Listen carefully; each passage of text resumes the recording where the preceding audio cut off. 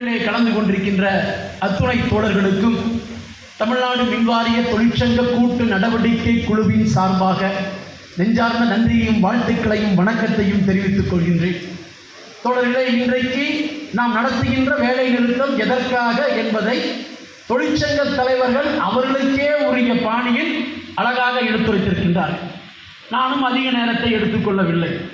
ஆனால் இந்த வேலை நிறுத்தம் எதற்கு என்பதில் ஒரு பேசிக்கான விஷயத்தை நாம் புரிந்து கொள்ள வேண்டும். தோழர் சேக்கிலார் அவர்கள் லேசாக குறிப்பிட்டு சென்று விட்டார். இன்றைக்கு மின்சார வாரியத்தில் இருக்கக்கூடிய நாம் காலையில் எந்திரிக்கிறோம், அலுவலகம் வர்றோம், வேலை செய்கிறோம், சாயந்தரம் போகிறோம். இந்த தேசத்தில் என்ன நடக்குது என்று பார்க்காமல் இருக்கின்ற ஒரு கூட்டமாக நம்முடைய கூட்டம் மாறி வருகிறது என்பது கவலை இன்னைக்கு எங்களுக்கு அதிகரிச்சிருக்கு. ஏன் அப்படி என்ன கவலை? நீங்கள் கேட்கும்போது சந்தா கொடுத்துட்றோமே, மாநாடுன்னு கேட்டால் காசு கொடுத்துட்றோமே, போராட்டத்துக்கு வர சொன்னால் வர்றோமே, இது என்ன வேலை நிறுத்தம்? எங்களுக்கு எல்லா வசதியும் இருக்குது, எதுக்கு வேலை நிறுத்தம்? மோடி அரசாங்கத்தை ஏற்று நாங்கள் என்ன பண்ண போகிறோம்? சம்பளம் வாங்கி கொடுங்க, ப்ரமோஷன் வாங்கி கொடுங்க என்ற கேள்வி மட்டும்தான் நாம் வச்சுட்டு இருக்கிறோம். இந்த கேள்விக்கு பின்னால் ஏன் இவைகளை நிறைவேற்ற முடியவில்லை என்ற கேள்வியும் நீங்கள் எழுப்பியிருக்க வேண்டும். என்ன காரணம்? இன்னைக்கு மின்சார வாரியத்தில் உள்பட, தமிழகத்தில் உள்பட, இந்தியா உள்பட அரசு துறையில் ஒன்றிய அரசுடைய வேலை 7.25 லட்சம், மாநில அரசுடைய வேலை 4.25 லட்சம், மின்சார வாரியத்தில் 62,000 காலி பணியிடங்கள். தமிழ்நாடு அரசு எல்லா வேகன்சி ஃபில்லப் பண்ணணும்னு நினைச்சா என்ன ஆகும்? நிதி வேணும். நிதி யார் கொடுக்கணும்? ஒன்றிய அரசாங்கம் கொடுக்கணும். ஒன்றிய அரசாங்கம் ஏன் நிதி கொடுக்க மறுக்கிறான்? ஒன்று, இது பிஜேபிக்கு எதிரான அரசு, இது மதவாதத்தை எதிர்க்கின்ற அரசு, இடதுசாரிகள் ஆதரவோடு இருக்கின்ற அரசு. ஆகவே இங்கே தமிழ்நாட்டுக்கு நிதி கொடுக்க மாட்டோம். கேரளாவில் இடதுசாரி அரசு நிதி கொடுக்க மாட்டோம். பஞ்சாபுக்கும் டெல்லிக்கும் ஏற்கனவே இந்த அரசுகள் பிஜேபிக்கு எதிரான அரசு கொடுக்க மாட்டோம். கர்நாடகாவுக்கும் கொடுக்க மாட்டோம். ஜிஎஸ்டியினுடைய வருவாயில் வந்த காசை கொடுக்க மாட்டோம். கல்விக்கான கட்டணங்களை, இலவச கல்விக்கான விஷயத்தில் கூடி மும்மொழி கொள்கையை நீங்கள் ஏற்க மறுக்கிறீர்கள் என்று ஒற்றை காரணத்திற்காக நிதி கொடுக்கல. 100 நாள் வேலை திட்டம் யூபிஏ கவர்மெண்ட்ல இடதுசாரிகள் ஆதரவோடு 66 எம்பிக்கள் இருக்கும் பொழுது அன்றைக்கு மன்மோகன் சிங் அவர்களால் கொண்டு வரப்பட்டது. நான் சொன்னேன், தோழர் சொன்னார், அழகாக சொன்னார். 1ஆம் தேதி அன்னைக்கு காலையில், அதுவும் 1ஆம் தேதி லீவாக இருந்தால் 30ஆம் தேதி காலையில் 9 மணிக்கே மெசேஜ் வந்துடும், உங்களுடைய அமௌண்ட் கிரெடிட் ஆயிடுச்சு, பேலன்ஸோடு வந்துடும். முறைசாரா தொழிலாளிக்கு என்ன வருது? விவசாய தொழிலாளிக்கு என்ன வருது? ஆட்டோ தொழிலாளிக்கு என்ன வருது? கைரிக்ஷா தொழிலாளிக்கு என்ன வருது? அல்லது கைவண்டி இருக்கு காய்கறி விற்கார தொழிலாளிக்கு என்ன வருது? பூ விற்றவங்களுக்கு என்ன கிடைக்கும்? விவசாய கூலி தொழிலாளிக்கு, விவசாயத்தில் இன்னைக்கு மிஷின்கள் வந்ததுக்கு அப்புறம் அவங்களுக்கு எங்க வேலை கிடைக்கும்? ஆகவே தான் 100 நாள் வேலை திட்டம் என்று வந்துச்சு. 365 நாளில் 100 நாளாவது கஞ்சி குடிக்கட்டும் என்று 230 ரூபா கூலியை கொடுத்தது அன்றைக்கு யூபிஏ அரசு. அதை 200ஆக உயர்த்த வேண்டும் என்று போராடுகின்ற பொழுதுதான் அதற்கான காசை கூட கொடுக்க மறுக்கிறான். ஏன்? இவர்களுக்கு பிடிக்காத வார்த்தை மகாத்மா காந்தி. இந்த திட்டத்துக்கு பேர் என்ன தெரியுமா? மகாத்மா காந்தி தேசிய ஊரக வேலை வாய்ப்பு திட்டம். காந்தி பேரில் வச்சதுனால காசு கொடுக்க முடியாதுன்னு நினைச்சாங்களோ என்னவோ.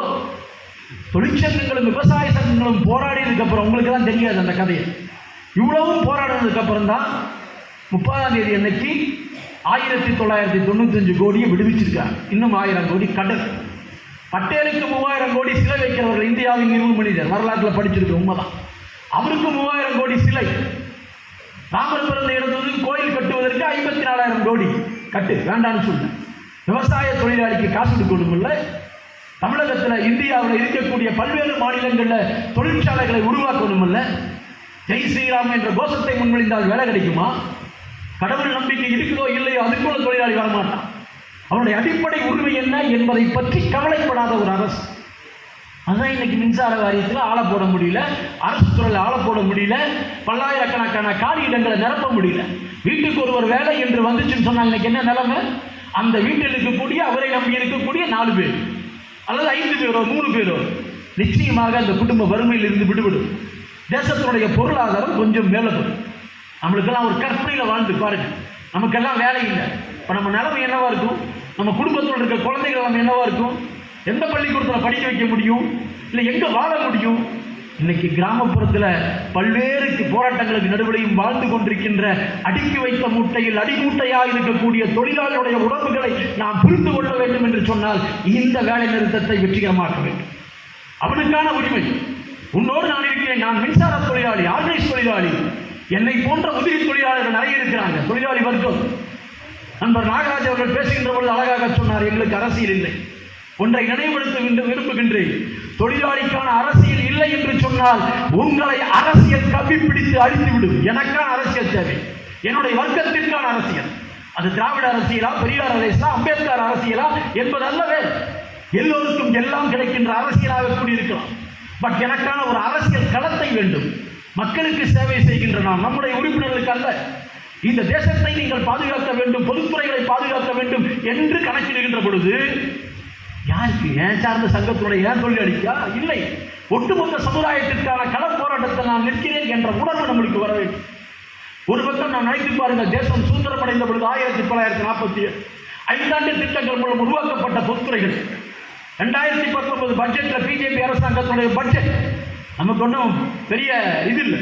நமக்கு எதிராக யார் செயல்பட்டாலும் அவர்கள் எதிரிகள் தான். தொழிலாளி வர்க்கத்திற்கு, அது சிஐடிக்கல்ல, HMSக்கல்ல, எம்ப்ளாயிஸ் ஃபெடரேஷனுக்கல்ல, ஃபெடரேஷனுக்கல்ல, ஏஐசிக்கல்ல, இந்த வர்க்கத்தில் இருக்கக்கூடிய தொழிலாளர்களுக்கு எதிராக யார் செயல்பட்டாலும் சரி அவர்கள் எதிரிகள் தான். அது ஒன்றும் மாற்றுக்கிறது கிடையாது. தமிழகத்துடைய நிதிகள் வஞ்சிக்கப்படுகின்ற பொழுது தொழிற்சங்கங்கள் கூட நின்று பேசும். தோமுசா போக்குவரத்திலையும் நம்ம கூட சேர்ந்து சந்திரன் படிச்சாரு இங்கே கவிதை, பாலையினுடைய கவிதை, அத்தனை கூடைகளும் ஒன்றாக நிற்குது. எதுக்கு? இந்த தேசத்தை பாதுகாக்க வேண்டும் என்ற உணர்வோடு, அந்த உணர்வுடைய வெளிச்சத்தில் நடக்கின்ற போராட்டம். இன்னைக்கு 2019 தேசத்தினுடைய பொதுத்துறை வங்கிகளை 6 லட்சம் கோடிக்கு விற்பதற்கு திட்டமிட்டவர்கள் 2024 5 ஆண்டுகளை நடத்த முடியும். ஒன்று கொரோனா சொல்லலாம், இன்னொன்று என்ன சொல்லலாம்? தொழிற்சங்கத்தினுடைய போராட்டம், வலுவான போராட்டம். மின்சாரத்துறையை பாதுகாக்கணும், போக்குவரத்தை பாதுகாக்கணும், தொலைபேசியை பாதுகாக்கணும், கோல் இந்தியாவை பாதுகாக்கணும், ராணுவ தொழிற்சாலையை பாதுகாக்க வேண்டும், ரயில்வே பாதுகாக்கணும், விமானத்தை பாதுகாக்க வேண்டும் என்று அந்த துறையை சார்ந்த தோழர்கள் போராடியினுடைய விளைவு இந்த 5 ஆண்டுகளில் அவர்களால் பெரிதாக பண்ண முடியவில்லை. ஆனால் இப்ப என்ன செய்யறாங்க? 10 லட்சம் கோடிக்கு திட்டம் போடுறான். 6 லட்சமே அமலாகல. ஆனால் 2024 29க்குள்ள 5 ஆண்டுகளில் 10 லட்சம் கோடிக்கு பொதுத்துறை நிறுவனங்களை விற்க வேண்டும். விமான நிலையங்களை அதானிக்கு கொடுத்தாங்க, விமானத்தை டாட்டாவுக்கு கொடுத்தாங்க, துறைமுகங்களை அதானிக்கு கொடுத்தாச்சு, தொலைபேசியை அம்பானிக்கு கொடுத்தாச்சு, மின்சாரத்தை அதானிக்கு கொடுத்தாச்சு. யோசிச்சு பாருங்க. இன்னைக்கு நாம துறையை பாதுகாக்கிறதுக்கு போராடிட்டு இருக்கிறோம். 56 விழுக்காடு என்பது மின்சார உற்பத்தி இன்று தனியார் கிட்ட. இந்த 56 இன்னும் வரக்கூடிய காலங்கள் 70, 80, 90 போச்சுன்னு சொன்னால் ஒட்டுமொத்த தேசம் தனியாரை நம்பி இருக்க வேண்டிய அவசியம் இருக்கிறது. அதுதான் நான் சொல்றோம். மாநில அரசுகள் மின்வாரியங்களை, அது நஷ்டத்தில் அல்ல. இதுவரைக்கும் மின்சார வாரியத்தில் இருந்தவங்க எல்லாம் மின்சார வாரியம் நஷ்டம், தொழிலாளிக்கு சம்பளம் கொடுத்தோன்னு சொல்லிட்டு இருந்தாங்க. ஆனா இப்போ எல்லாரும் போக ஆரம்பிச்சுட்டாங்க. நஷ்டம் என்பது தொழிலாளர்களால் கிடையாது, இது அதிகப்படியான விலை கொடுத்து மின்சாரத்தை வாங்குவது. ஏன்? சொந்த உற்பத்திக்கான நிதியை கொடுப்பதற்கு ஒன்றிய அரசு தயார் இல்லை. நீங்க சோலார்ல படிச்சீங்கல்ல எப்படி ஊழல் நடந்துச்சுன்னு. இன்னைக்கு பாகிஸ்தானுடைய பார்டர்ல, குஜராத்தினுடைய அருகில 1.25 லட்சம் மெகாவாட் உற்பத்தி செய்வதற்கு அதானிகிட்ட கொடுத்தாச்சு. ஏற்கனவே கமுதியில் அதானி வைக்கிறான். யோசிச்சு பாருங்க, நம்முடைய உற்பத்தி நிலையங்கள் எல்லாம் தனியார்கிட்ட போச்சுன்னு சொன்னால், இன்றைக்கும் தோழர்களை வருத்தத்தோடு சொல்கிறேன், மின்சார வாரிய தொழிலாளியும் எப்படி இருக்கான்னு சொன்னா, சுவிட்சை போட்டா லைட் எரியும், சுவிட்சை போட்டா ஃபேன் போகும், ரிமோட்ல ஏசியை கண்ட்ரோல் பண்ண தெரியும், அவ்வளவுதான். இந்த மின்சாரத்தை அனல் நிலையங்களை உற்பத்தி செய்வதற்கு கடுமையாக நம்முடைய ஒப்பந்த தொழிலாளர்கள் எப்படி வேலை செய்கிறார்கள் என்பதை நாம் இன்னைக்கு வரைக்கும் கூட அதை அனுபவிக்கவில்லை. அதை வெளியே சொல்றது. நம்முடைய உற்பத்தி திறன் என்பது இன்னைக்கு அதிகம் இருந்து கூட ஏன் செய்ய முடியல என்ற கேள்வி நம்ம எழுப்ப முடியல. அதெல்லாம் தொழிற்சங்க பார்த்து இந்த போராட்டம் என்பது இந்தியாவினுடைய மிகப்பெரிய கேந்திரமான தாய் தொழிலாளர் மின்சாரத்துறை மாநில அரசுடைய கட்டுப்பாட்டில் இருக்க வேண்டும். அதான் நம்முடைய மெயின் பாயிண்ட். தனியார்கிட்ட போகக்கூடாது, தனியார மின்சார உற்பத்தியில் அனுமதிக்க கூடாது. தனியார் அனுமதிச்சோன்னு சொன்னால் இந்தியா ஒரு நாளில் இருளில் மூழ்கும். உங்களுக்கு தெரிஞ்ச பாஷையே சொல்றேன். கம்ப்யூட்டர் வரும்பொழுது, நெட்வொர்க் வரும்பொழுது நவயுகான் என்ற கம்பெனி தான் வந்தான். அவன் தான் எல்லாத்தையும் கோஆர்டினேட் பண்ணான். அவனுக்கு கொடுக்க வேண்டிய காசை கொடுக்கலன்னு சொல்லி தமிழ்நாடு முழுக்க ஒரு நாள் மின்சார கட்டணத்தை வசூல் செய்யாமல் பண்ணானா இல்லையா?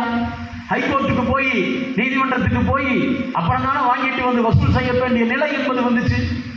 அதே மாதிரி வங்கதேசத்துக்கு அதானிக்கு காசு கொடுக்கலான்னு சொல்லி வங்கதேசத்துக்கு மின்சாரத்தை நிறுத்தினார்ல, அதே மாதிரி இந்தியாவில் மின்சாரத்தை நிறுத்திட்டேன்னு சொன்னா உங்களுக்கு எங்களுக்கு என்ன வேலை? அப்ப கேட்பீங்கல்ல, இதையெல்லாம் பாதுகாத்திருக்கோம்ல தொழிற்சங்கம். 300 ரூபா கொடுத்து இப்போ கூடி நண்பர் சுப்பிரமணியன் சொன்னார், நம்ம இவ்வளோ கத்திட்டு இருக்கிறோம், என்ன வாட்ஸ்அப்பில் போடுறோம், AA2 ப்ரொமோஷன் என்னாச்சு, இன்டர்னல் செலெக்ஷன் என்னாச்சு, அக்கௌண்ட்ஸ் ஃபர்ஸ்ட் AA என்னாச்சு, இதெல்லாம் வாங்கி தருவோம். ஸ்ட்ரக்சர் இருக்கணும்ல, இந்த ஸ்ட்ரக்சரை ஒழிச்சிட்டானா எங்க ப்ரொமோஷன்? இப்போ என்ன நாங்கள் எல்லாருமே இங்கே இருக்கக்கூடிய தலைவர்கள் எல்லாம் எங்களுடைய ஒரே பாதையிலே நிற்கிறோம்? இல்லை, பாதைகள் வேறு, ஆனால் செல்லுமிடம் எல்லாம் வேறாக இருக்கலாம். இறுதியில் சேருமிடம் மின்சார வாரியத்தை பாதுகாக்க வேண்டும் என்ற ஒற்றை இலட்சியம் தவிர வேறு. அதான் நாங்கள் ஒப்பந்த தொழிலாளியும் ஐடி தொழிலாளியும் எடுப்பேன் என்று சொல்லுவோம். நண்பர் சுப்பிரமணியன் சொல்லுவார், இல்லை இப்படித்தான் எடுக்கணும்னு சொல்லுவார். கருத்து இருக்கலாம், அது கரெக்ட், அது எங்களுக்குள்ளான விவாதம். ஆனால் இந்த பொதுமேடை எதற்கான பொதுமேடை? அழகாக சொன்னார், பட்டியலிட்டு சொன்னார். தேசத்தினுடைய எவ்வளவு கோடி ரூபாய், எத்தனை கோடி ரூபாயை யார் யார் எடுத்துட்டு போறாங்கிற கணக்கு சொன்னார். யதார்த்தம் அதுதான். யாரோ கொண்டு போறதுக்காக 4 ஆட்டை பிரிச்சு 4 மாட்டை பிரிச்சு நம்மளை பிரிச்சு பார்க்கறத விட நாம ஒன்னா சேர்ந்தோம்னு சொன்னால் எதிரியை வீழ்த்த முடியும். அது வீழ்த்துவதற்கான நாள் தான் ஏகிடுவது. அதை நாம புரிந்து கொள்வோம். இவைகளெல்லாம் தனியார் மயமாக்கப்படுகின்ற பொழுது தொடரில் இன்னொரு விஷயத்தை யோசிப்பாரு. காலி பணியிடங்கள் இவ்வளவு வந்திருக்குது, ஏன் அரசு அதை கவனம் செலுத்தல? கான்ட்ராக்டும் கேஷுவலும் அவுட் சோர்சிங் வரைக்கும் போங்கிறான். படித்தவனுக்கு வேலை இல்லை, வேலை இருவருக்கு எவ்வளவு நாள் வேலை செய்வது உத்தரவாதம் இல்லை. ஐடி கம்பெனியில் 50 ஆக்ட் பயன்படுத்தாது, ஐடி ஆக்ட் சொல்ல முடியாது ஐடி கம்பெனியில். ஏன் 15 வருஷம் ஆட்சின்னு சொன்னால் சந்தோஷப்படுவான். என் பையன் 1.5 லட்சம் ரூபா வாங்குறான், 1.25 லட்சம் சம்பாதிக்கிறான், டீம் லீடர். பட் அடுத்த ஆள் தயாராகிட்டான்னு சொன்னா, ஐயா நீ வேற கம்பெனிக்கு போயிரு, ஊர் சம்பளம் எனக்கு கொடுக்க முடியாதுன்னு கழுத்தை பிடிச்சி தரலாம். இதை வாங்கி கல்யாணம் பண்ணது எங்க, வீடு கட்டினது எங்க, காடு வாங்கினது எங்க, திணற வேண்டிய அவசியத்துக்கு வந்தாச்சு ஐடி கம்பெனியில். ஸோ ஏன் சட்டங்கள் முதலாளிகளுக்கு ஆதரவாக சட்டங்களை மாற்ற வேண்டிய அவசியம். அதுதான் 44 சட்ட தொகுப்புகளை சட்டங்களை 4 தொகுப்பாக மாற்றுறது. அதில் 27 மிகப்பெரிய பாதிப்பு. என்ன பாதிப்பு? சங்கம் வைக்கின்ற உரிமை கிடையாது உங்களுக்கு. 100 பேருக்கு மேலே இருந்துச்சுன்னு சொன்னால் சங்கம் வைக்கிற உரிமை தொழிலாளிக்கு இருந்துச்சு. என்ன சொல்றான்? சங்கம் வச்சுக்கோ. அந்த தொழிற்சாலைகளுடைய உரிமையாளர் சொல்லுவார், இந்த சங்கத்துக்கு ராஜேந்திரன் தான் தலைவராக இருக்க வேண்டும் என்று சொன்னால் நான் தான் இருக்க முடியும். நிர்வாகம் தலைவராக என்னை இருக்க சொன்னால் நான் எப்பேற்பட்ட ஆளா இருப்பேன்? பழைய சினிமா படத்தில் பார்க்குற மாதிரி தான் நான் நிர்வாகத்துக்கு பேசக்கூடிய ஆளாக மாறக்கூடிய நிலைமை வரும். தொழிலாளர் உரிமைகளை அடவைக்கின்ற நிலைவாக மாறும். இந்த ரோட்டில் கணபதியில் கோவையில் இருக்கக்கூடிய அத்தனை தொழிற்சாலைகளின் கொடிகள் பறக்குது, அது இல்லாமல் போயிடுது. உரிமை என்பது பேச முடியாது. 500க்கு வந்துட்டான். அடுத்தது உரிமைகளை கேட்கக்கூடாது. வேலை நேரம் என்பது காலை 8 மணிலிருந்து மாலை 8 மணி வரைக்கும் இருக்கலாம். அதுக்கு வியாக்கியானம் சொல்றாங்க. கடைகளில் காலையில் 9 மணிக்கு வந்தா சாயந்தரம் 9 மணிக்கு இருக்கிறாங்கல்ல. 8 மணி நேரம் வேலை, 8 மணி நேரம் ஓய்வு, 8 மணி நேரம் உறக்கம் என்பது எதற்காக வரப்பட்டது தெரியுமா? வேலை நேரம் 8 மணி நேரம் தான். அப்புறம் என்ன ஏறையா 8 மணி நேரம் ஓய்வு? 8 மணி நேரம் ஓய்வு என்பது நாங்கள் படுத்து கிடப்பதற்கல்ல. இது போன்ற எங்களுடைய வர்க்கத்தை கூட்டங்களை நடத்தி இன்றைய அரசியலோடு அவர்களை தயார்படுத்துவதற்கான அந்த நேரம் தான் 8 மணி நேரம். மீதியுள்ள 8 மணி நேரம் எங்களுக்கான உறக்க நேரம், குடும்பத்தோடு இருப்பதற்கான நேரம். அதுதான் அன்னைக்கு வச்சான் சிக்காகோ நகரில் 1883 நடந்த விஷயம். வேலை நேரம் 8 மணியாக இருக்க வேண்டும் என்று சொன்னது. 1923 சென்னை கடற்கரையில் சிந்தனை சிற்பி சிங்காரவேலர் இந்தியாவினுடைய முதல் மே தினத்தை கொண்டாடினாரு. 8 மணி நேர வேலை என்பதை உறுதிப்படுத்துவதற்காக. இன்னைக்கு 12 மணி நேர வேலையாக மாற்ற என்று சட்டம் சொல்லுகின்ற பொழுது தொழிலாளி வர்க்கம் அதை அனுமதிக்கலாமா? இப்போ நம்ம ஃபீல்டு தொழிலாளி எல்லாம் காலையில் 8 மணிக்கு போனால் சாயந்தரம் 8 மணிக்கு வராங்க. கரெக்ட். எனக்கு என்ன கவலைனா, நம்மளுமே இப்போ ஆஃபீஸில் பார்த்தோம்னு சொன்னால் 10:30 வேலைக்கு போயிடுறாங்க. ஆனால் எல்லாரும் பார்த்தா 6:30 மணி வரைக்கும் வேலை செய்கிறாங்க, பெண்கள் உட்பட. இன்னைக்கு அர்ஜென்ட் ரிட்டர்ன் அர்ஜென்ட்டாக கொடுத்தோன்னு அர்ஜென்ட்டாக வேலை செய்யும். ரெவன்யூ அகாமடேஷன் போகிறவங்களும் அப்படி தான், எல்லாரும் அப்படி தான் பரபரப்பாக இயங்கிட்டு இருக்கிறோம். தொடர் நீங்கள் வேலை செய்ய வேண்டாம்னு சொல்ல, கொஞ்சம் யோசிங்க. நாளைக்கு அந்த இடத்துக்கு நம்முடைய வர்க்கத்தில் நம்முடைய குழந்தைகள், பக்கத்து வீட்டில் நம்ம சகோதரியுடைய மகன் வேலைக்கு வரணும்னு சொன்னால் நீங்கள் மட்டும் வேலை செய்து பிரயோஜனம் இல்லை, அந்த வேலையை இந்த துறையை பாதுகாப்பதற்கான வேலையாக செய்ய வேண்டும். ஆனால் அம்பேத்கர் கண்ட கனவு மாநில அரசுடைய கட்டுப்பாட்டில் மின்சார வாரியங்கள் இருந்தால்தான் தேவைக்கேற்ற உற்பத்தியும் விநியோகத்திலும் ஈடுபட முடியும் என்று அம்பேத்கருடைய கனவு. அந்த கனவை படித்துவிட்டு கடந்து செல்வது அல்ல, அதை நாம் நம்முடைய வாழ்க்கையில் பொருத்தி பார்க்க வேண்டும் என்று சொன்னால் இந்த துறையை பாதுகாக்க வேண்டும். ஆனால் இன்றைக்கு தேசத்தில் என்ன நடக்குது? செவுத்துக்கு பூரா சாணி பூசினா எல்லா பிரச்சனையும் தீர்ந்துங்கிறான் ஒருத்தன், ஒரு சிஎம். யோசிச்சு பாருங்க, சாணி ஒரு காலத்தில் வீட்டுக்குள்ள பூசுவான், பூச்சி வராமல் இருக்குது. செவுத்துக்கு பூசினா மணக்குங்கிறான் பள்ளி ஆசிரியர், செவுத்துக்கு பூசினா நல்லதுங்கிறான். என்னன்னா ரொம்ப போருக்குது, தேசத்தில் தொழிலாளி போராடுறானே அப்படின்னு பேசினா ஒரு வாரத்துக்குள்ள பகல்காமில் தீவிரவாதிகள் கூந்துட்டான்.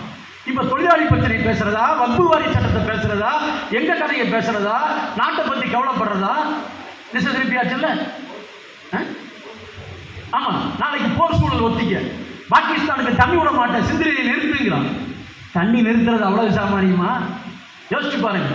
யாரோ தீவிரவாதிகள், இந்துவா முஸ்லீமா யாராக இருக்கட்டும், பாகிஸ்தான் இருக்கிற மக்கள் தானே. உலக தொழிலாளர்களை ஒன்று சேருங்கள் என்று சொல்லுகின்ற அமைப்பல்லவா இது. நம்மகிட்ட இன்னும் உள்ளூர் தொழிலாளியை ஒன்று சேர்க்க முடியல, அது வேற இருக்குன்னு வச்சுக்கோங்க. பேசும், நாம் பேசவில்லை என்று கடந்து செல்கின்ற ஒவ்வொரு வினாடியும் நமக்காக வெட்டப்படுகின்ற சமக்குழி என்பதை என்றைக்கு இந்த வர்க்கம் புரிந்து கொள்ளுகின்றதோ அன்றைக்கு தான் சுபிட்சியான வாழ்க்கை வாழ முடியும் என்பதை நாம் புரிந்து கொள்ள வேண்டும். ஆனால் இன்னைக்கு அதுக்கெல்லாம் ஒரு ஆப்பு வைக்கின்ற நிகழ்வு தான். ஒரு நாள் சம்பளம் இழக்க போறோம், இழப்பதற்கு ஒன்றுமில்லை, அடைய போவதோ பொன்னுலகம். மார்க்சி ஆசான் சொன்னது. சம்பள இழப்பு என்பது ஐடி போன மாதிரி போய்க்க வேண்டியதான். நிறைய பேர் ஜிபேல அனுப்பி ஏமாந்துறமில்ல, நிறைய காசு எங்கேயோ விடுறமில்ல. இது என்னுடைய உரிமைக்கான போராட்டம். வரலாற்றுடைய பதிவுகளிலும் மின்சார தொழிலாளியும் இருக்கின்றான் என்பதை உணர்த்துகின்ற நிகழ்வாக மே 20 இருந்துன்னு சொன்னார். காலரை தூக்கி விட்டுட்டு நடந்துட்டு போனான். ஒரு நாள் சம்பளம் தான் வச்சுக்க. ஆனால் இந்த துறையை பாதுகாப்பதற்கு, இந்த தேசத்தினுடைய சக்கரங்களை சுழலாமல் மே 20 நிறுத்தி இருப்பதற்கு நான் ஒரு அங்கமாக, ஒரு அச்சாணியாக, முட்டுக்கட்டையாக இருந்திருக்கிறேன் என்று சொன்னால் அது எவ்வளவு பெரிய பெருமை. யோசிச்சு பாருங்க. வரக்கூடிய காலங்கள் மிக ஆபத்தான காலங்கள். இங்க வலதுசாரி பாதையில் இந்த தேசம் திரும்பிக் கொண்டிருக்கின்றது என்பதை கவலையோடு பாருங்கள். உண்ண உடையும் உடுக்க ஆடையும் இருக்கின்றது என்று சொன்னால் எதை வேணாலும் சாதிக்கலாம் என்று நினைக்கக்கூடாது. நம்மை பிரிப்பதற்கு என்ன வேணாலும் செய்கிறோம். மொழியால், மதமால், இனத்தால், ஜாதியால், கேடர்களால் கூடி பிரிக்க நினைக்கலாம். ஆளும் வர்க்கங்கள் அப்படிப்பட்ட வர்க்கங்கள். தமிழகத்தில் அனுமதிக்க முடியாது என்று முதல்வர் சொல்லியிருக்கிறார். இந்த வேலை நிறுத்தத்துக்கு நிச்சயமாக அரசரப்படும் செய்தியும் வரும். ஆனால் நாம் வேலை நிறுத்தத்தை அன்றைக்கு தமிழகத்தில் இந்திய நாடு முழுவதும் நடக்கக்கூடிய மின்சார வாரிய தொழிலாளர்கள் இந்த வேலை நிறுத்தத்தில் பங்கு பெறாங்க. யோசிச்சு பாருங்க. காஷ்மீரிலிருந்து கன்னியாகுமரி வரை ஒரே நாடு, ஒரே மின்சாரமா, ஒரே கொள்கை, ஒரே மின்சார வாரிய தொழிலாளர்கள் மே 20 தேசத்தினுடைய சக்கரத்தை நிறுத்துகிறார்கள் என்ற செய்தி உலகமெங்கும் பறைசாற்றுகின்ற வகை. பக்கத்தில் பாருங்க தோழர், ஸ்ரீலங்கா மே 1 ஜனாதிபதியே அந்த மேதின உருவத்தில் சகுப்பு சட்டை அணிந்து வந்து அழகாக சொல்லி நாங்கள் பாதுகாப்போம் தொழிலாளிகள் என்று சொல்லுகின்ற பிரகடன வார்த்தைகளை படித்து பாருங்கள். நான் உங்களிடத்திலே கேட்பதெல்லாம் தயவு செய்து பத்திரிகையை படியுங்கள், வாட்ஸ்அப்பில் காலம் கடத்தாதீர்கள். வாட்ஸ்அப்பில் குட் மார்னிங், குட் நைட்டும் உங்களுடைய டேட்டாக்கள் மட்டுமே களவாடப்படும். நல்ல செய்திகளை படியுங்கள். நீங்கள் உங்களை உயர்த்திக் கொள்வதன் மூலம், அரசியல் ரீதியாக, வர்க்க ரீதியாக, தொழிலாளர் ரீதியாக உயர்த்திக் கொள்வதன் மூலம் இந்த நாட்டில் சாதாரண ஏழை மக்களுக்கும், முறைசாரா தொழிலாளர்கள் ஈடுபடுகின்ற ஆயிரக்கணக்கான தொழிலாளர்களுக்கும் விடிவெள்ளியாக மின்சார தொழிலாளர்கள் இருந்தார்கள் என்ற வரலாற்று செய்தியோடு நாம் இந்த மே வேலை நிறுத்தத்தில் வெற்றிகரமாக பங்கேற்க வேண்டிய அவசியம் இல்லை. ஆக இன்றைக்கு தயாரிப்பு கூட்டம், கருத்தரங்கள் இவைகளெல்லாம் நடந்துருச்சு. நாளை முதல் என்னுடைய பணி என்ன? செல்லுங்கள், அனைத்து உழைக்கும் வர்க்கத்தை சந்தியுங்கள். உழைப்பாளி மக்கள் கடைக்கோடியிலே வேலை செய்கின்ற இடத்திலே சந்தியுங்கள். இந்த வேலை நிறுத்தம் இத்தனை சங்கங்களுடைய பிரகடனம், இது நமக்கான வேலை நிறுத்தம். கோட்ட ரீதியாக, உபகோட்ட ரீதியாக, கிளைகள் ரீதியாக பிரச்சார பயணத்தை மேற்கொள்ளுங்கள். இந்த வேலை நிறுத்தத்தை தமிழகத்தில் ஆர்கனைஸ் செக்டார்ல மின்சார தொழிலாளி மிகப்பெரிய மாற்றத்தை உருவாக்கி விட்டான், சாதித்து விட்டான் என்று உலகத்திற்கு பறைசாற்றுகின்ற அந்த மே 20 வெற்றிகரமாக்க வேண்டும் என்ற வேண்டுகோளும் வாருங்கள், ஒரு கரங்கோற்போம், ஒரு புதுச்சி எழுச்சியை உருவாக்குவோம் என்று சொல்லி சுவற்றில் பிடுங்கப்பட்ட ஆணி ஒரு அடையாளத்தை விட்டு செல்லும். சுவற்றில் அடிக்கப்பட்ட ஆணை அதை பிடுங்கி எறிகின்ற பொழுது ஒரு அடையாளத்தை விட்டு செல்லும். மின்சார வாரிய தொழிலாளர்களாகிய நாங்களும் நாங்களும் அந்த அடையாளத்தை விட்டுச் செல்வோம். சமூக நீதிக்கான போராட்டத்தில், உழைப்பாளி மக்களுடைய போராட்டத்தில், மின்சார வாரியர்களுடைய போராட்டத்தில், பொதுத்துறைகளை பாதுகாக்கின்ற போராட்டத்தில், 44 சட்ட தொகுப்புகளை திரும்பப் பெறுகின்ற வரையில் நாங்களும் போராட்ட களத்தில் போர்ப்படையில் முன்வரிசைகளாக நிற்போம் நிற்போம் நிற்போம் என்று சூழ்நிற்போம் என்று சொல்லி வாய்ப்பு தந்த தோழர்களுக்கு நன்றி கூறி நிறைவு செய்கிறேன்.